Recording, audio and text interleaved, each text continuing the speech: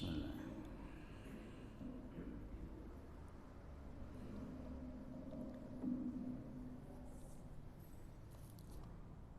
Assalamualaikum warahmatullahi wabarakatuh.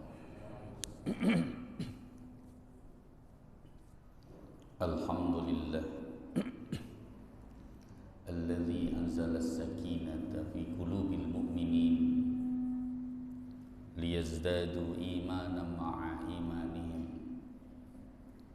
Ashhadu an la ilaha illallah wahdahu la syarika lah wa ashhadu anna Muhammadan abduhu wa rasuluh la nabiyya wa la rasula ba'da. Allahumma salli ala Muhammad wa ala alihi wa ashabihi wa man tabi'ahum bi ihsan ila yaumiddin. Amma ba'd. Jemaah kajian yang dimuliakan Allah, puji syukur kehadirat Allah Subhanahu wa taala mari senantiasa kita panjatkan. Salawat serta salam juga terhatur pada baginda Nabi Muhammad sallallahu alaihi wasallam. Jamaah sekalian yang dimuliakan Allah, mari senantiasa kita memohon dan berdoa kepada Allah agar kehidupan kita ini adalah kehidupan yang senantiasa diberkahi oleh Allah, agar kehidupan ini adalah kehidupan yang diridhoi oleh Allah Subhanahu wa taala. Dan mudah-mudahan Allah akhirkan kehidupan kita dengan husnul khatimah. Jamaah sekalian yang dimuliakan Allah, dalam perjalanan hidupnya Rasulullah sallallahu alaihi wasallam mencontohkan banyak hal, dari hal-hal yang bersifat pribadi sampai hal-hal yang bersifat umum, dari bagaimana menjalani kehidupan di keluarga,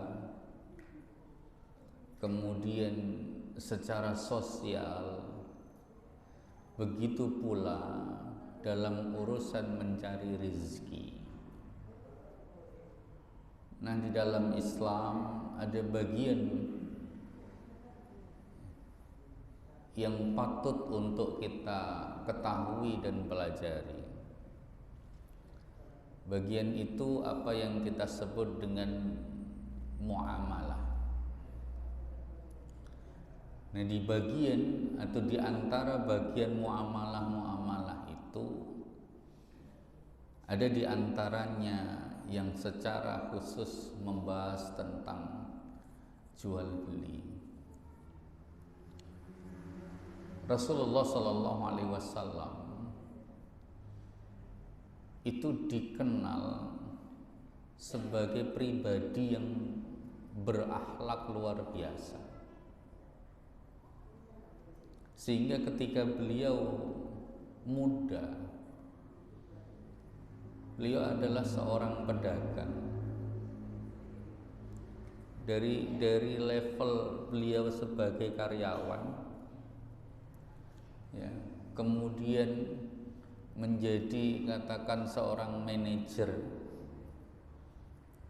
ya, yang dipercaya oleh Khadijah radhiyallahu anha untuk membawa dagangan ke Syam. Nah, Rasulullah Shallallahu Alaihi Wasallam melaksanakan praktek jual belinya itu, praktek perdagangannya itu dengan spirit Islam. Orang-orang yang berada di sekitarnya, orang-orang yang ditempa dan dididik oleh Rasulullah untuk menjadi pebisnis-pebisnis sulung, Maka Nabi kalau melakukan perdagangan itu selalu untung. Ketika beliau berdagang, maka beliau yang menjual itu untung. Pedagang yang lain juga tidak gelisah. Pedagang yang lain juga senang. Pembelinya pun senang. Pembelinya pun ridho. Ya. Nah, karena itu jamaah sekalian, di dalam bagian praktek jual beli ini banyak hal yang bisa kita pelajari. Ya, banyak hal yang bisa kita pelajari. Dari bagaimana kita melakukan jual beli, bagaimana ketika kita melakukan perjanjian jual beli sampai masuk wilayah hutang piutang, ya, kemudian macam-macam bentuknya jual beli itu bagaimana, ya. Nah, kemudian juga bagaimana kondisi di sekitar kita, kondisi budaya dan teknologi yang berkembang sampai saat ini kemudian mempengaruhi, ya, cara beribadah, cara bermuamalah, ya, sehingga kemudian akan banyak berpengaruh pula terhadap apa yang kita lakukan. Dulu pada zaman Rasulullah ada sistem jual beli namanya mulasama. Mulasama itu kalau ada orang mau beli kebun atau mau beli tanah, caranya dengan lempar batu. Ya.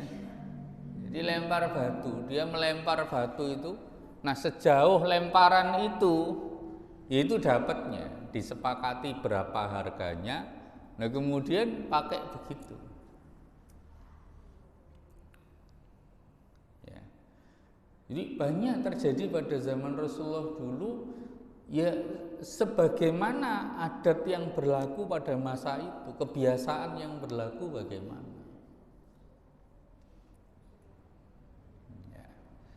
Nah, pada zaman itu juga kita belum mengenal mata uang. Ya, kita belum mengenal mata uang. Maka kita harus cermat dalam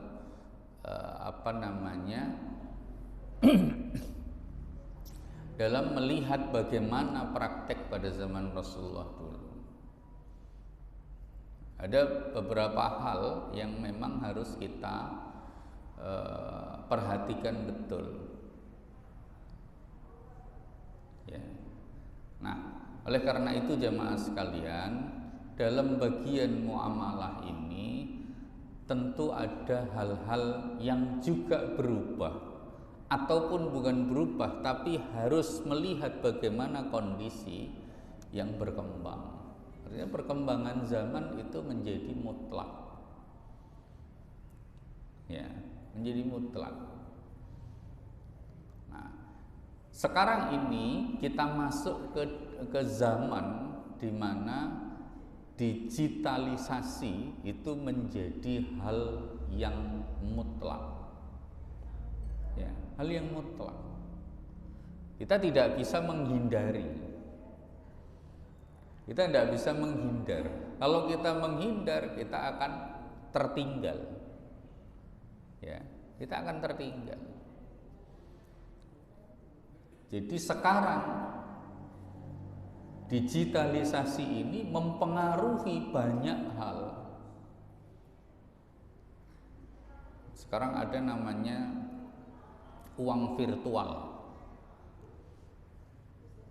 Di zaman Nabi ya nggak ketemu uang virtual itu kayak apa. Adanya sekarang. Ya. Kemudian melakukan jual beli dengan jarak yang jauh. jarak yang jauh. Nah, digitalisasi ini kemudian mengharuskan kita untuk bisa berimprovisasi juga tanpa melanggar syariat dasarnya. Ya, kalau jenengan kemarin pirsa pada kisaran 1-2 tahun yang lalu, ketika kita berada di era atau di masa-masa COVID melanda, ya, kita temukan ada orang yang menikah, ya, menikah. Satu mempelainya itu ada di tempat karantina, satu mempelainya ada di rumahnya sendiri. Ya, jadi akadnya melalui akad digital. Ya, akadnya melalui akad digital. Ya, jadi itu sudah terjadi.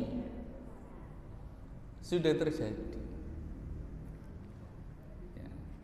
Oleh karena itu jamaah sekalian, melihat perkembangan ini tentu kita harus memahami betul bagaimana konsep dasarnya. Ya. Di dalam jual beli ada kaidah-kaidah umum yang memang tidak boleh dilanggar. Ya, ada kaidah umumnya. Maksudnya apa? Contoh, di dalam jual beli tidak boleh melaksanakan jual beli dengan barang yang haram. Ya, ini dari sudut pandang barangnya, barang yang diperjualbelikan. Ya, tidak boleh dari barang yang haram. Kemudian yang kedua, barang yang diperjualbelikan harus jelas. Ya, harus jelas. Walaupun pada saat dilaksanakan akad itu barangnya belum ada. Ya, belum ada. Pada zaman Nabi dulu itu ada, seperti sistem pesanan. Ya. Jadi tahu yang dibeli itu barangnya begini. Kalau bahasa kita sekarang deskripsinya jelas. Itu sudah ada. Ya. Jadi barang itu memang jelas. Ya, jelas. Bukan sesuatu yang abstrak atau tidak jelas. Jadi kalau ditanya barangnya kayak apa? Wah, iya, kayak apa ya? Nah, ini masalah. Ya, masalah. Kemudian yang ketiga, tidak ada unsur penipuan. Ya, unsur penipuan. Unsur penipuan itu contoh begini. Barangnya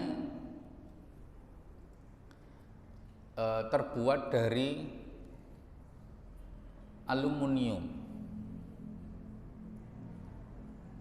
ya, tapi di deskripsi dijelaskan bahwa barang ini terbuat dari bahan dasar stainless. Ya, itu penipuan. Tidak boleh ada unsur penipuan. Ya. Juga ukuran, ya, ukuran juga begitu. Ukuran itu ada ukuran barang atau berat barang.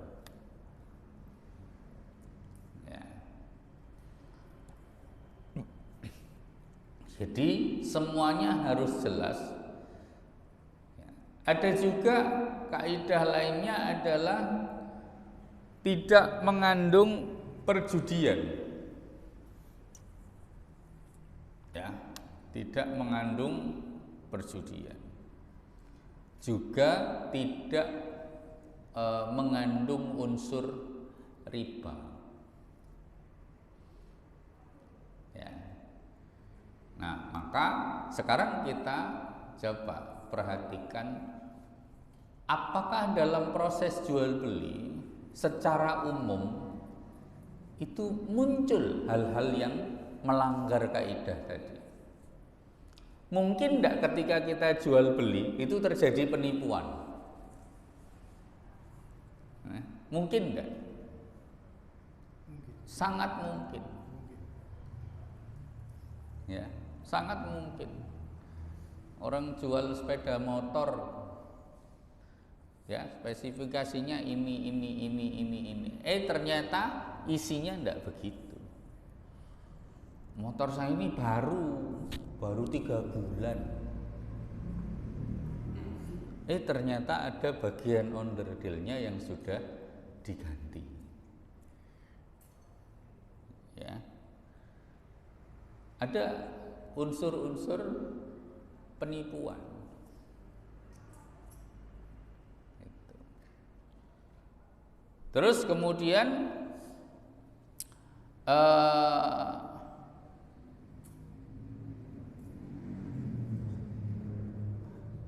menjual barang-barang haram masih ada.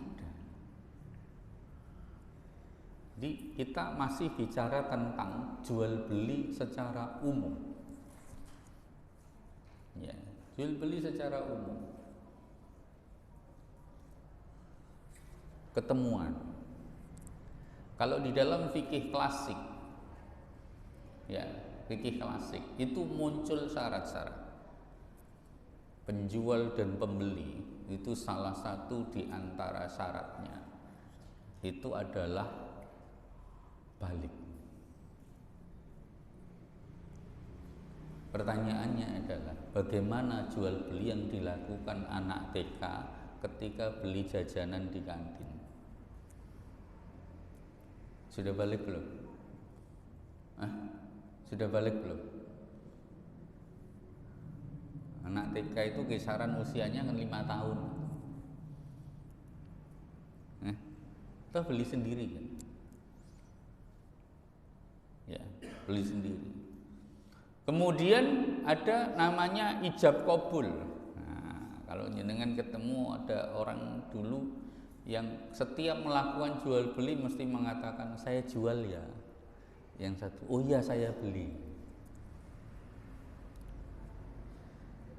Ada transaksi ijab kabul. Ya. Nah, oleh karena itu jamaah sekalian, pada kesempatan ini saya belum masuk ke wilayah-wilayah yang terperinci. Ya. Tapi saya ingin membuka dulu mukaddimahnya. Jual beli itu kayak apa? Muamalah secara umum itu kayak apa? Perkembangan zaman tentu akan menjadi warna. Ya. Nah, ini yang kemudian kita akan masuk ke wilayah fikih digital. Ya. Hal-hal yang bersifat digital. Nah, kita bicara tentang kaidah umumnya dulu. Ya, jadi jual beli yang tadi kita sampaikan secara umum bahwa barang yang dijual adalah bukan barang haram. Kemudian tidak mengandung unsur penipuan atau ketidakjelasan. Ya, tidak jelas. Kadang-kadang orang itu kan dibawa ke dalam suasana atau perasaan yang untungnya gede, dibawa ke sana dulu, tapi tidak memperhatikan barang.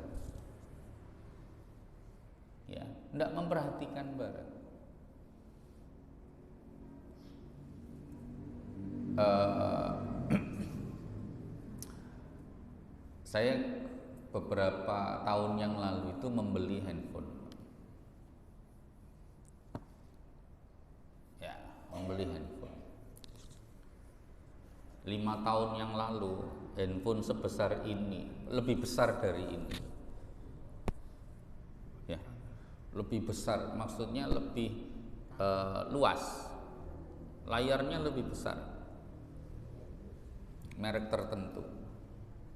Itu kalau di Indonesia, itu setidaknya harganya masih 3 juta, 4 juta. Ya, tapi ketika saya beli di luar negeri, itu harganya cuma 800 ribu. Dirupiahkan itu cuma 800 ribu.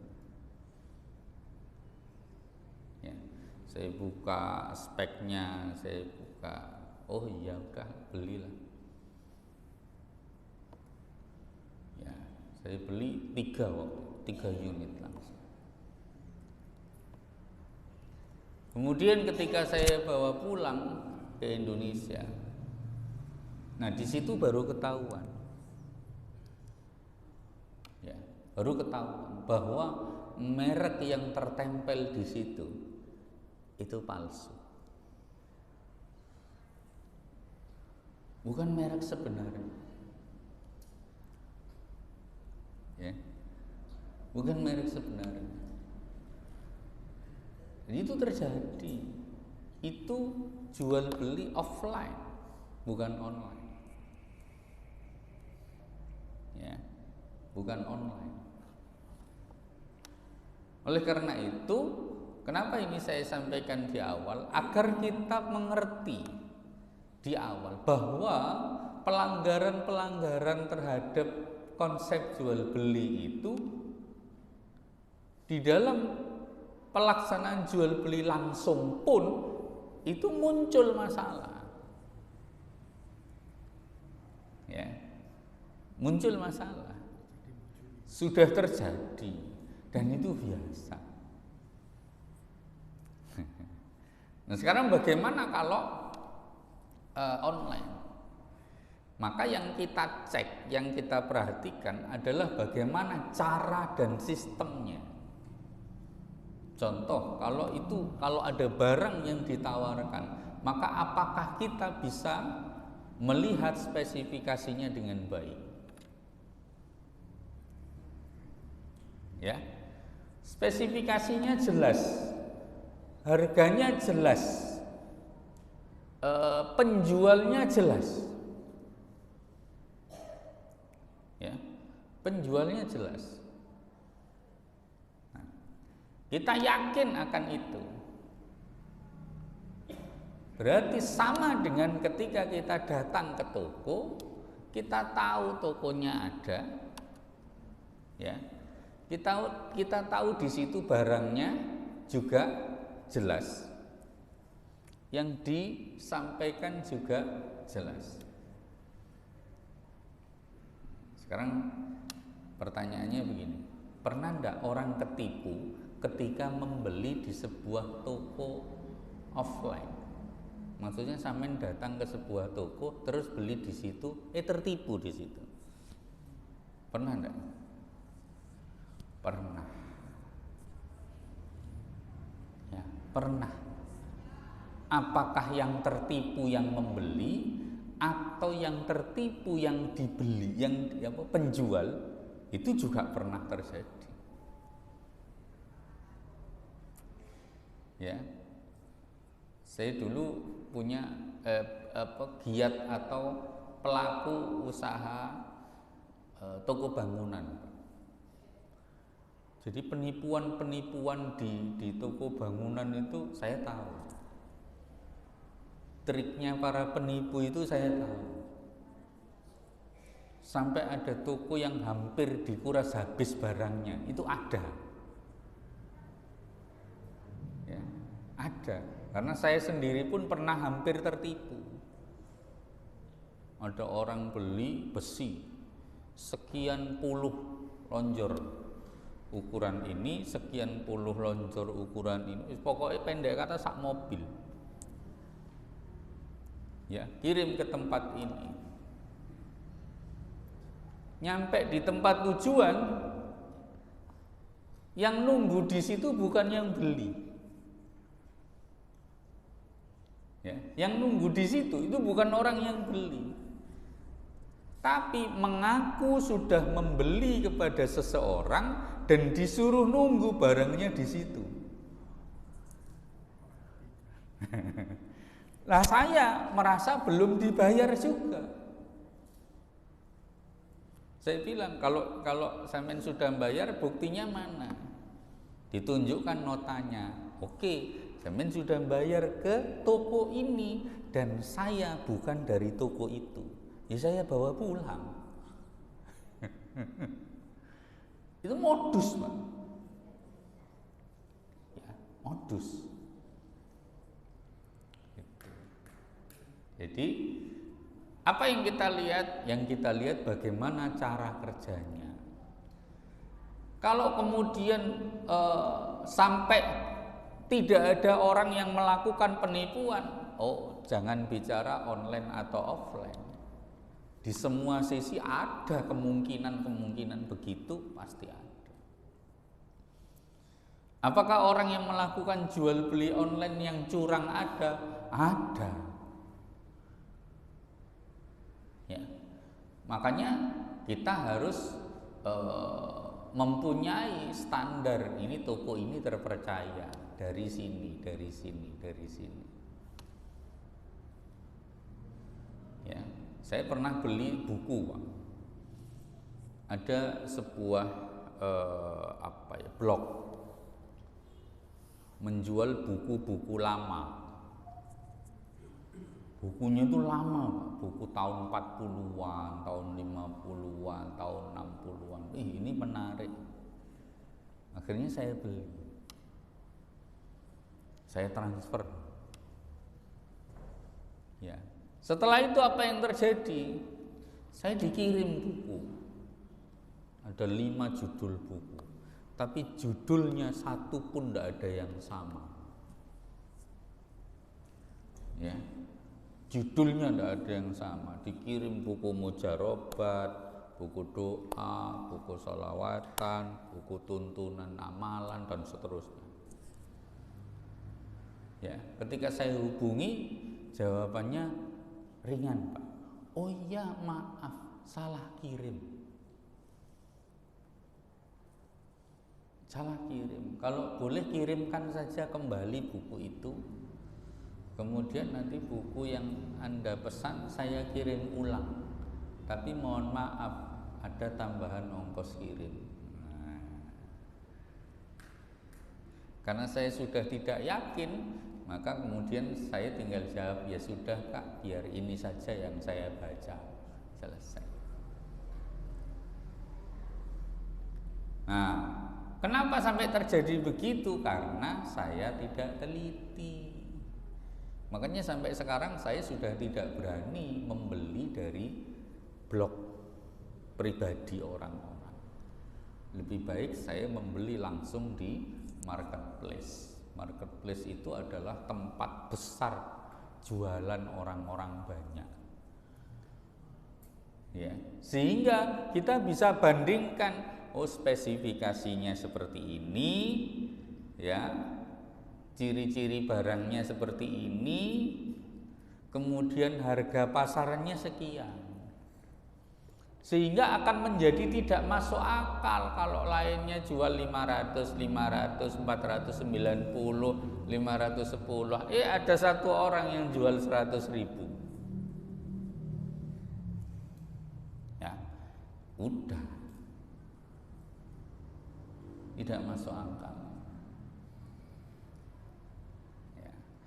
Nah, maka konsep kejelasan standar ini yang kemudian kita perjelas. Oh iya, barangnya jelas enggak? Iya.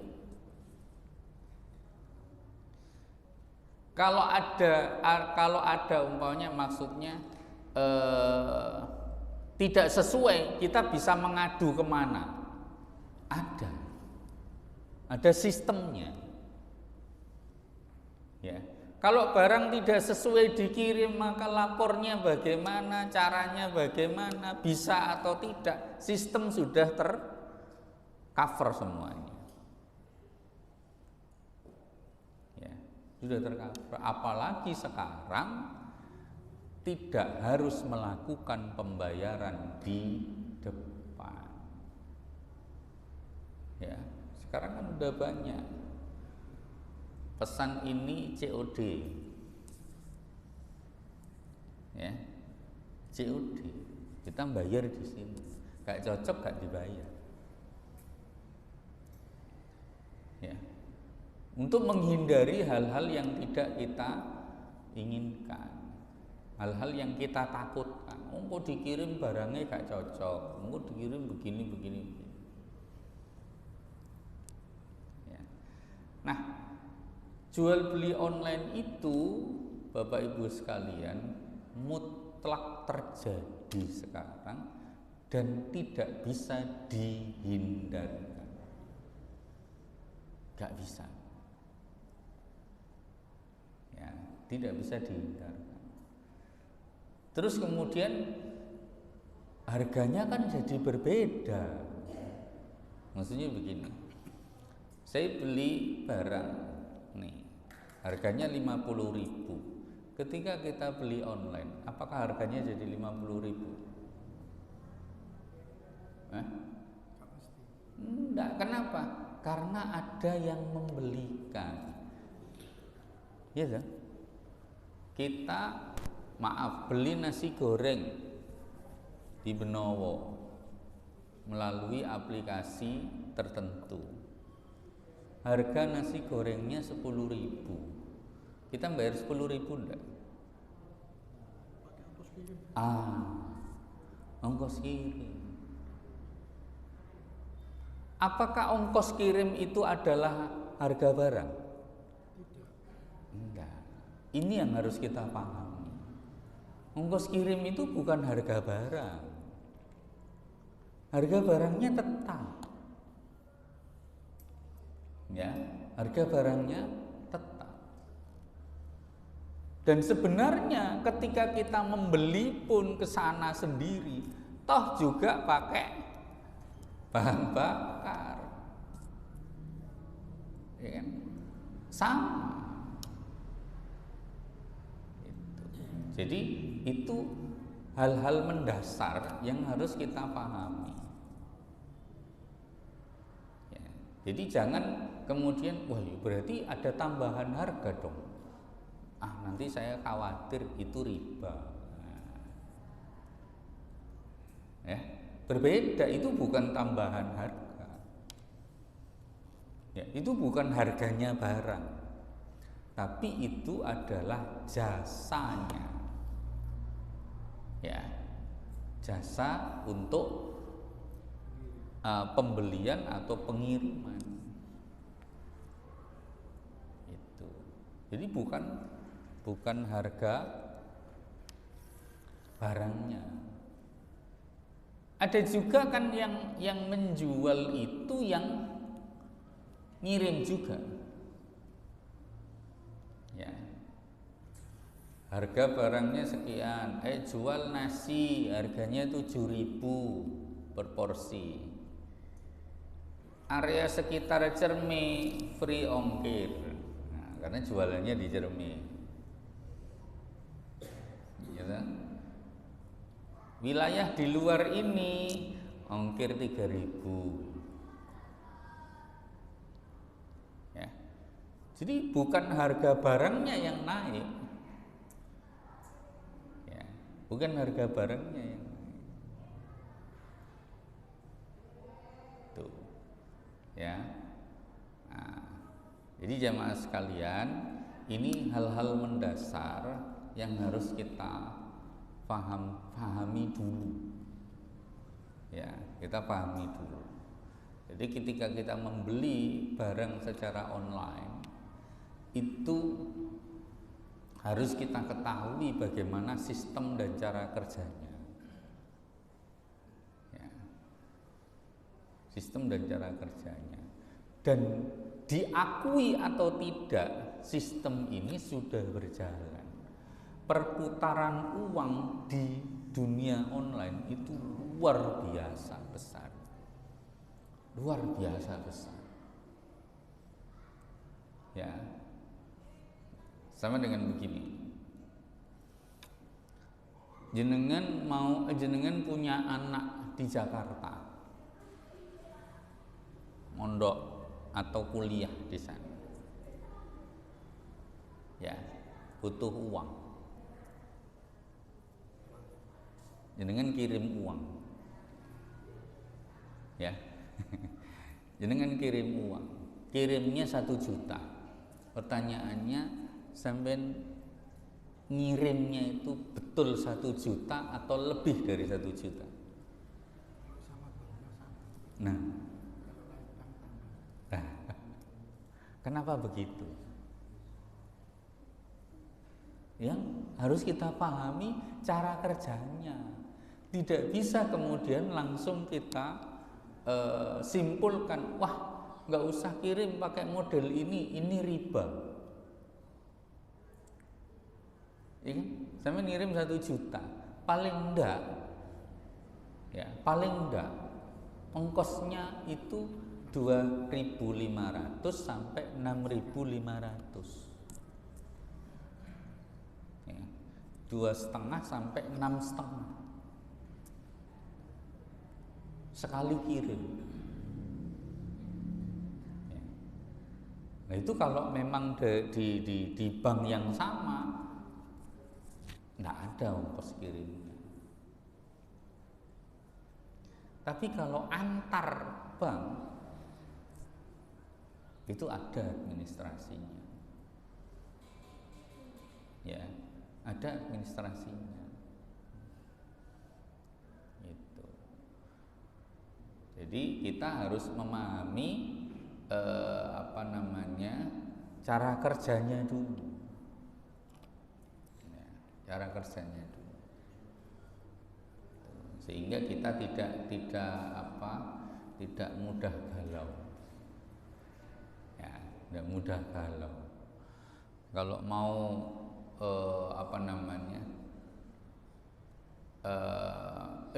saya tidak tertarik dengan yang begitu-begituan, ya sudah. Jadi kalau anak lagi butuh ya diantar ke sana.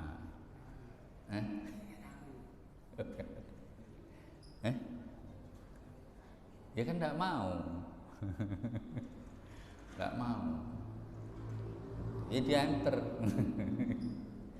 Kan gitu. Nah, zamannya sekarang berbeda, Bapak Ibu. Saya dulu ketika di pesantren, hari ini saya butuh uang, saya tulis surat. Saya tulis surat, masukkan ke pos. Ya.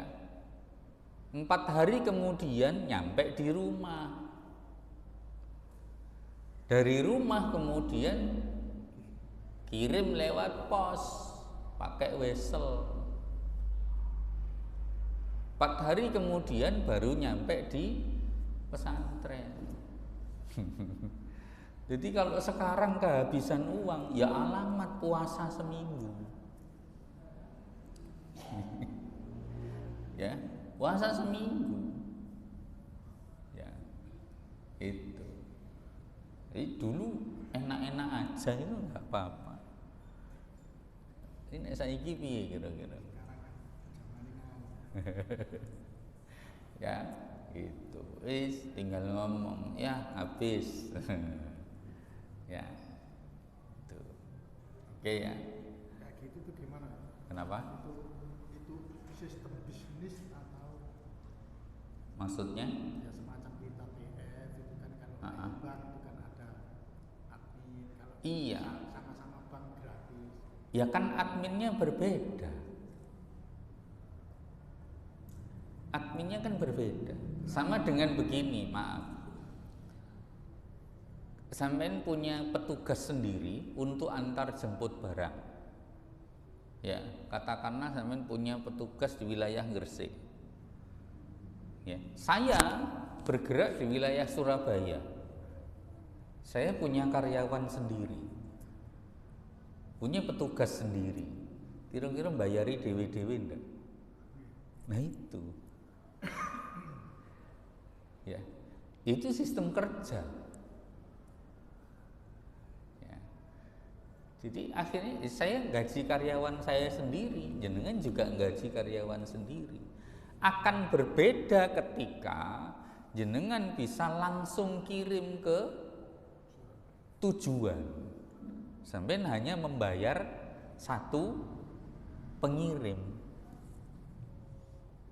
ya.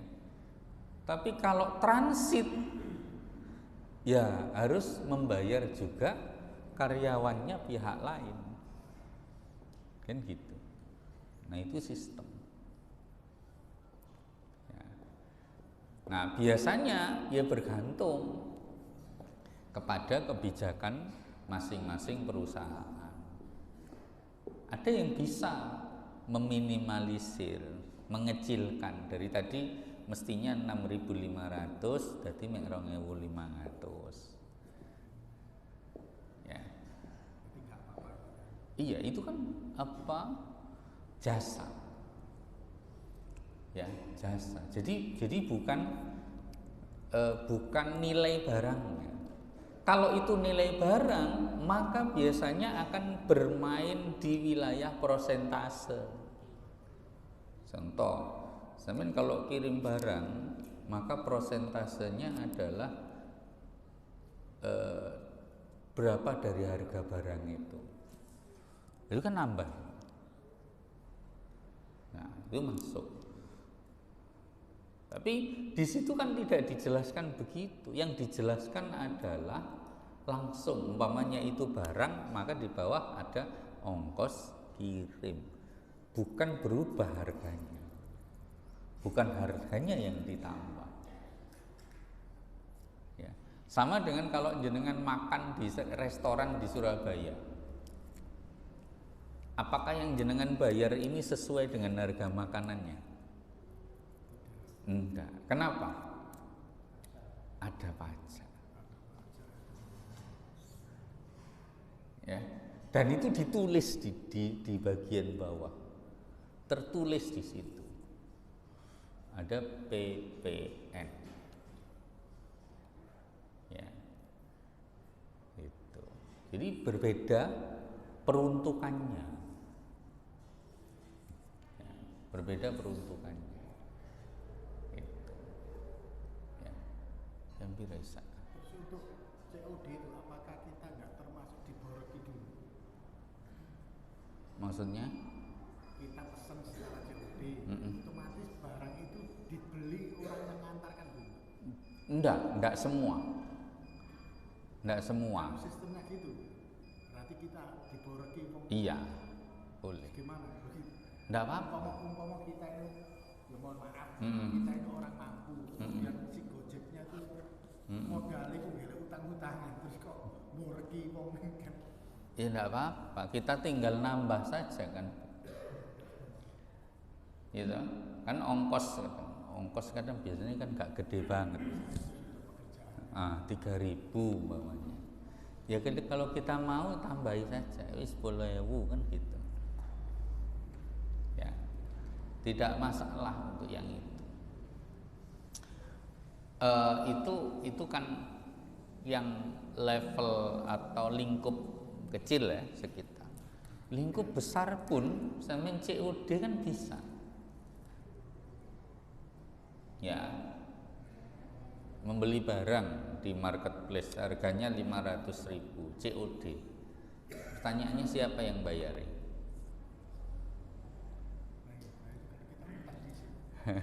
Siapa yang bayarin? Saya pelaku. Ya, jadi saya kalau kirim barang itu tidak dapat uangnya. Baru setelah jenengan bayar, saya dapat bayar. Yang saya bayar apa? Jasanya dulu. Justru kalau COD, kami yang mengirim itu membayar jasanya dulu. Gitu.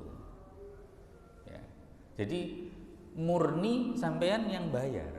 Tidak seperti jenengan beli makanan itu, bukan, berbeda. Jadi kalau jenengan beli barang ya pakai sistem COD itu memang betul-betul belum dibayar. Saya yang ngirim itu benar-benar belum dibayar. Baru dibayar ketika barang nyampe sampean bayar. Ya. Jadi tidak seperti, mohon maaf, sampean beli nasi goreng itu kan dibelikan toh. Ya. Tapi kalau sampean beli barang kayak di marketplace,